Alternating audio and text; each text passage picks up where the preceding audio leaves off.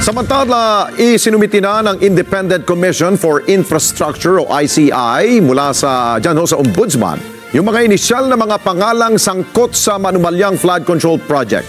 Kabilang narito si Ako Bicol Party List Representative Zaldico, dating chairman po siya ng House Committee on Appropriations noong 19th Congress.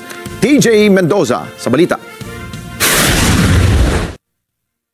Naghain na sa Office of the Ombudsman ng initial referral ang Independent Commission for Infrastructure o ICI laban sa mga sangkot na opisyal ng gobyerno at mga kontratista na iniuugnay sa mga maanumalyang flood control projects ng gobyerno.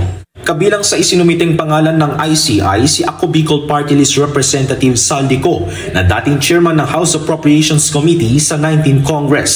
Paglalarawan ni Atty. Brian Keith Hosaka, Executive Director at tumatayong spokesperson ng ICI, milestone maituturing ang pag-usad ng investigasyon ng komisyon 2 linggo matapos itong maitatag.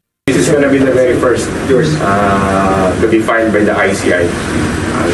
Kahit papano umusad yung commission, notwithstanding the fact na tatatlo pa lang sila kaka-appoint.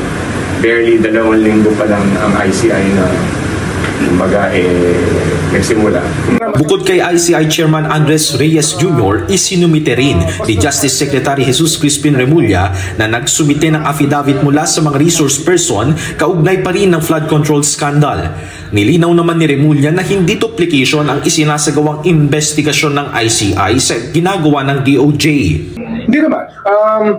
This is a private sector initiative. It's really an initiative that the private sector was included. Okay. So that it's more Fact-finding? The fact-finding is more tailored towards what the private sector wants. Samantala, ipinoproseso na rin ng DOJ ang Blue Notice application sa International Criminal Police Organization o Interpol laban kay Ako Bicol Representative Zaldico. Pinoprocess pa natin. Pinoprocess pa. Kasi ano yan, marami kaming requirements para ma-file namin yan. Dapat kompleto file namin.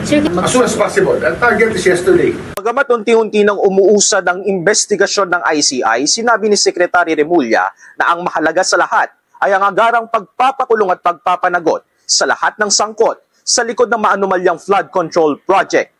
Mula rito sa tanggapan ng ICI sa Taguig City, TJ Mendoza para sa Mata ng Agila. Matatag, matapak, matapat.